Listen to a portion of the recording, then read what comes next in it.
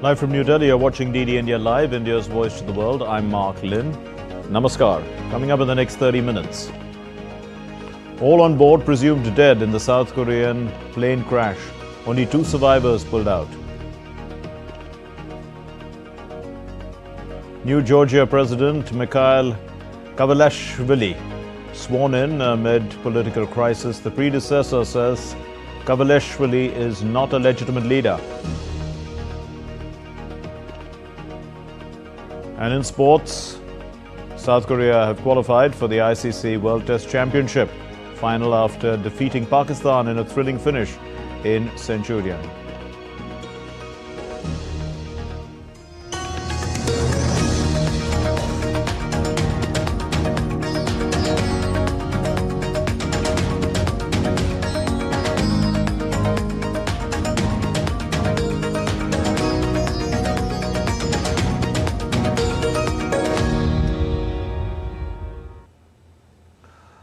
A passenger plane burst into flames on Sunday after it skidded off a runway in a South Korean airport. The plane slammed into a concrete fence when its front landing gear had reportedly failed, killing all on board. Only 2 survivors were pulled out. Meanwhile, South Korea has declared a 7-day national mourning following this tragedy till the 4th of January. Here's what we know so far. Saeed Absarul Hassan reports.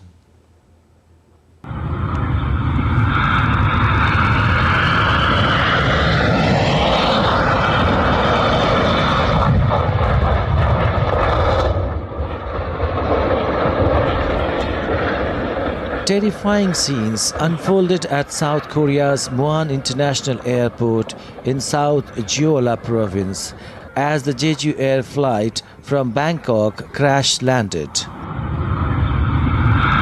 The plane skidded off the runway, slammed into a concrete fence and exploded into a massive fireball. Smoke billowed from the wreckage as emergency crews rushed to the scene. As of now, all on board are presumed dead. Only 2 survivors, a pair of flight attendants. Authorities have pointed to a bird strike and poor weather conditions as likely causes. Fire officials reveal the plane was almost completely destroyed as passengers were flung from the aircraft upon impact. The harrowing incident occurred just minutes after the control tower warned of a bird strike, with the pilot attempting a landing despite the danger. Jeju Air, South Korea's largest low-cost carrier, expressed profound regret and pleaded full cooperation with rescue efforts and supports for affected families. This is the airline's first fatal accident since its inception in 2005. Boeing, the aircraft's manufacturer, stated that it is ready to assist Jeju Air and investigators. Bird strikes, often dismissed as minor aviation risk, have caused catastrophic accidents in past, underlining the tragic risk of flight safety. South Korea's acting president Choi Sang-mok convened an emergency meeting before rushing to the crash site. Meanwhile, Transport Minister Park Sang-woo assured the public that every resource would be mobilized for rescue and recovery efforts. This heart-wrenching tragedy has left families mourning and a nation in shock. As investigations continue, the world awaits for answer about what led to such a catastrophic crash.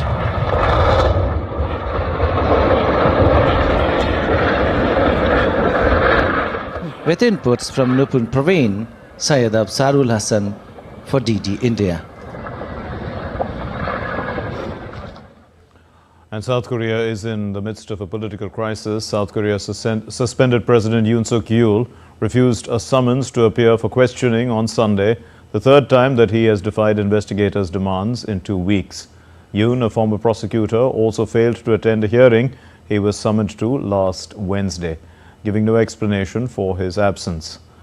The Conservative leader was stripped of his duties by Parliament on December 14 following a short-lived martial law declaration that plunged his country into its worst political crisis in decades.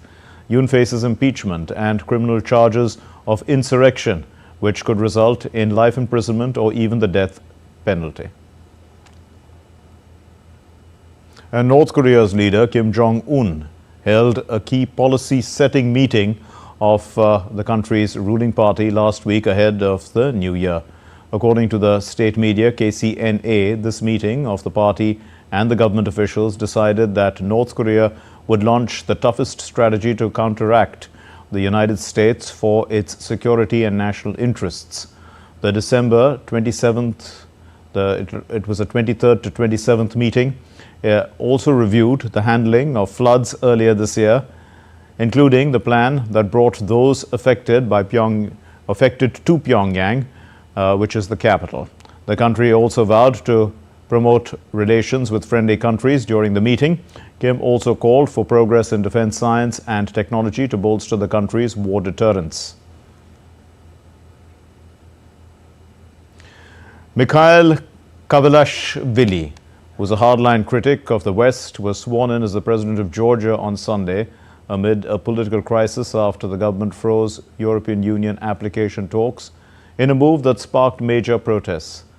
Kavelashvili is expected to further escalate the political crisis there after the contested October 26 parliamentary election in which the pro-Russian Georgian Dream Party claimed a landslide victory.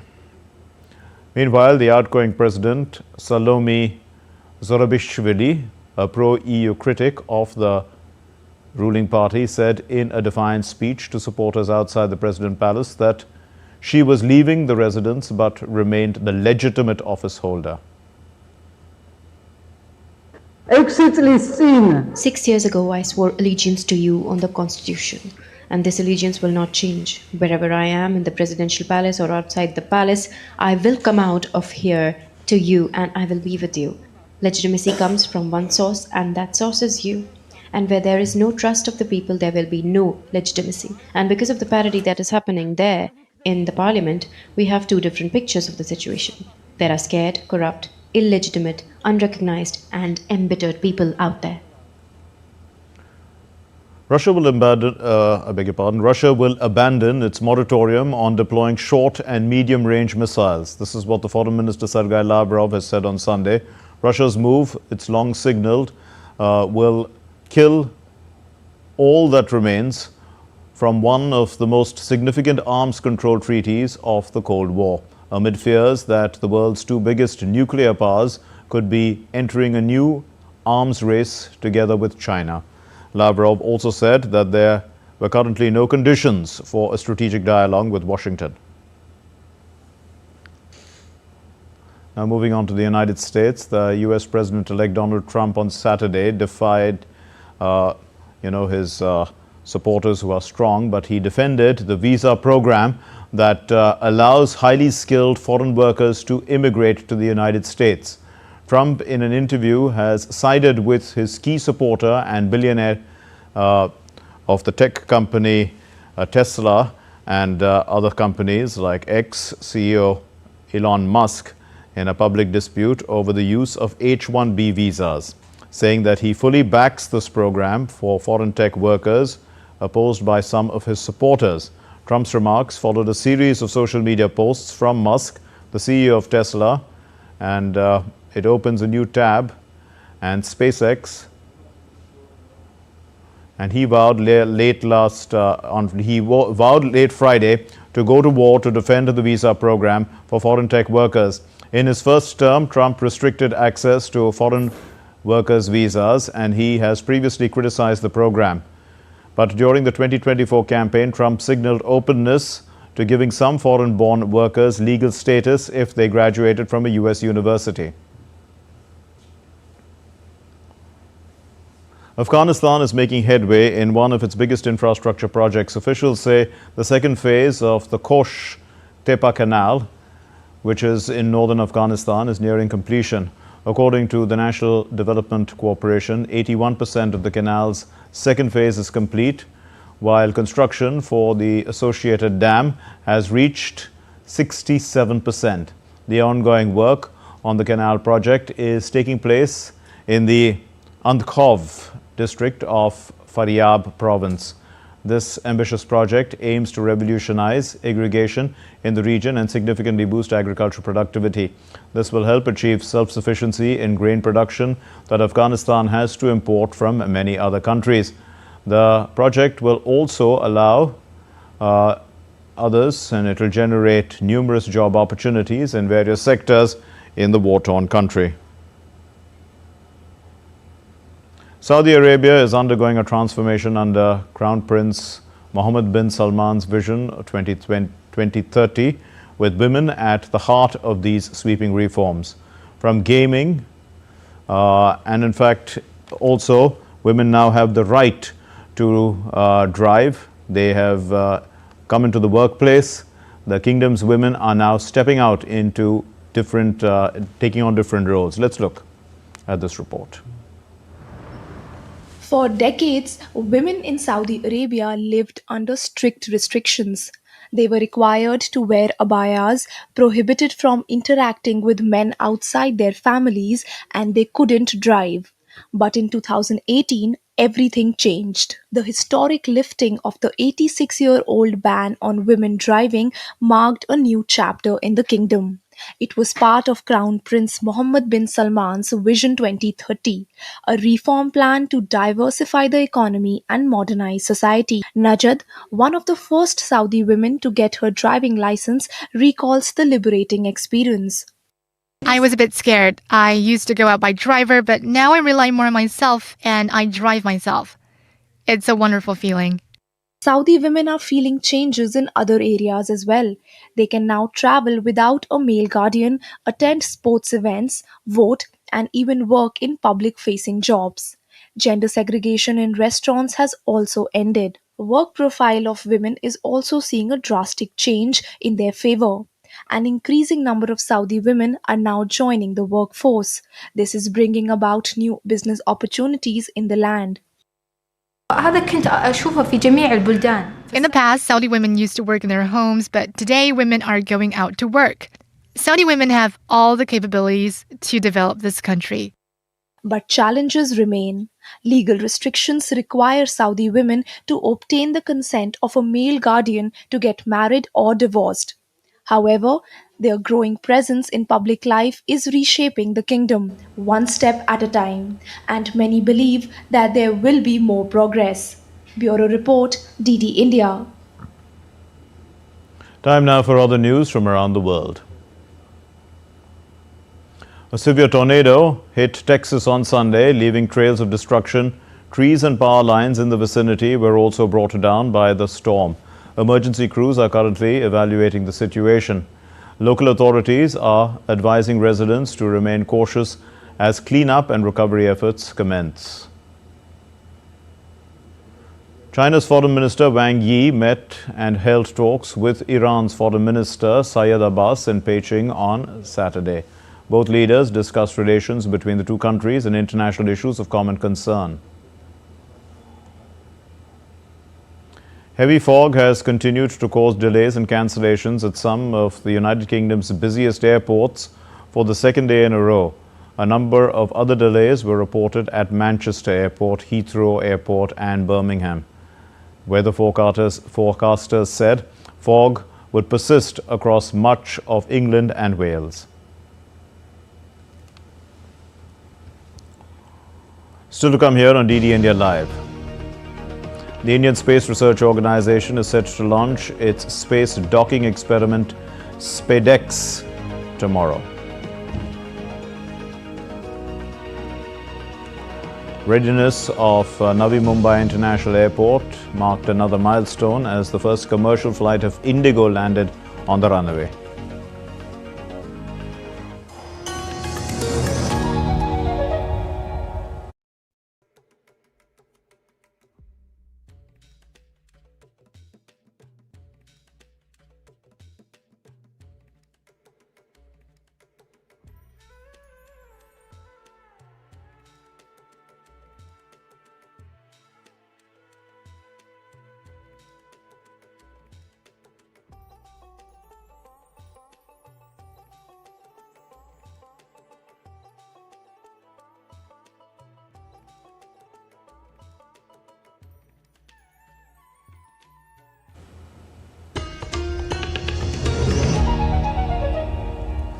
You're watching DD India Live. I'm Mark Lynn. India's Prime Minister Narendra Modi hailed recent reports on malaria and cancer, sharing his thoughts in the 117th episode of his program called Man Ki Baat. It's a radio program.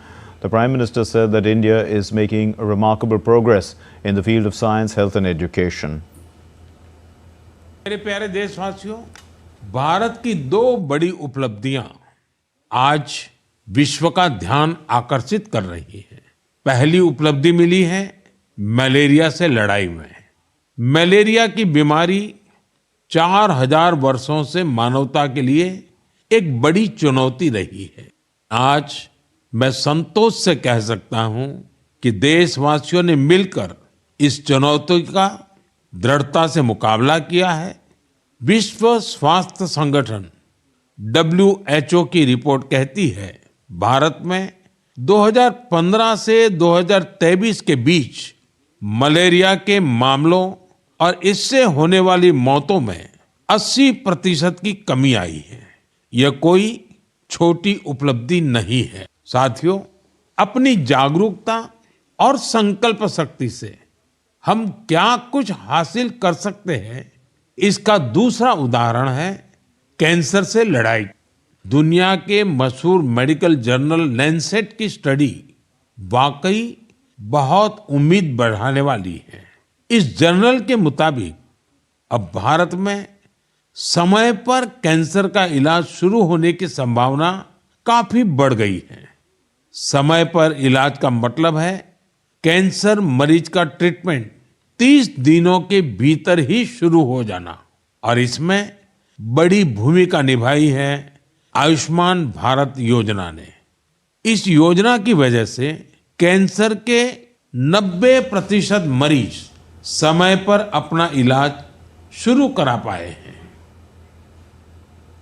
The readiness of Navi Mumbai International Airport marked another milestone as the first commercial flight of Indigo landed on the runway. Now, it is going to be the greenest airport in India and will have a superior connectivity with ports, railways, metro, rail, as well as proposed water transport. Here's the report. With just a few months away from getting operational, the Navi Mumbai International Airport today witnessed the landing of the first commercial flight.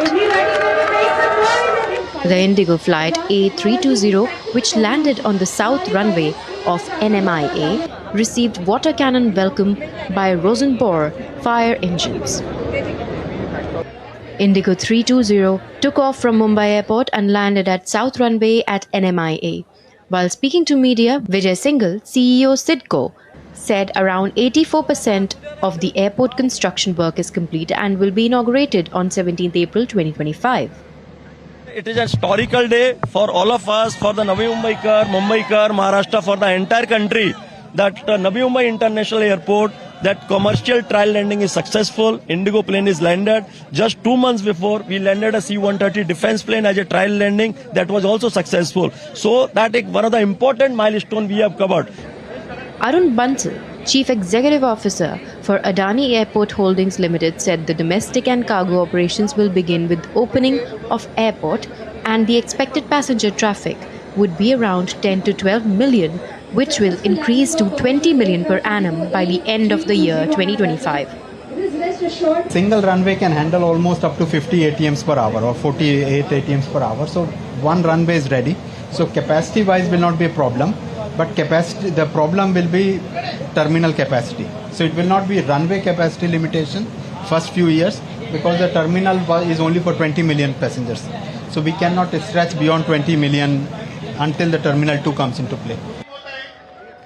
Earlier in October, Navi Mumbai International Airport had witnessed its first aircraft landing with trial run by the Indian Air Force C-295.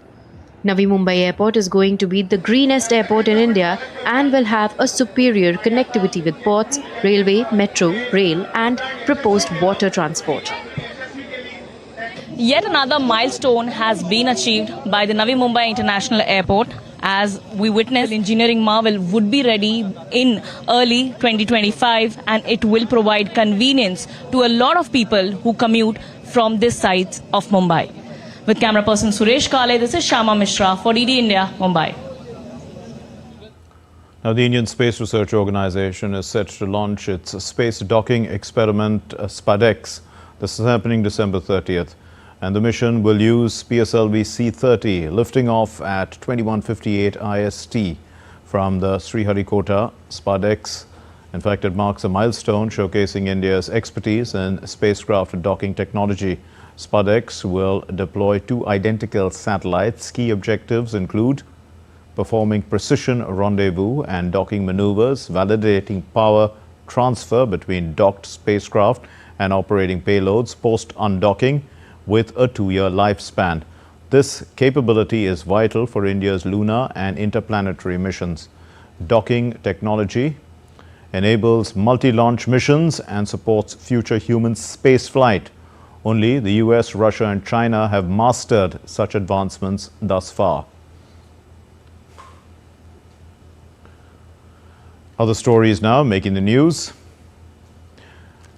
Snow clearance operation underway on the Zojala Pass, which is in Kargil, Ladakh.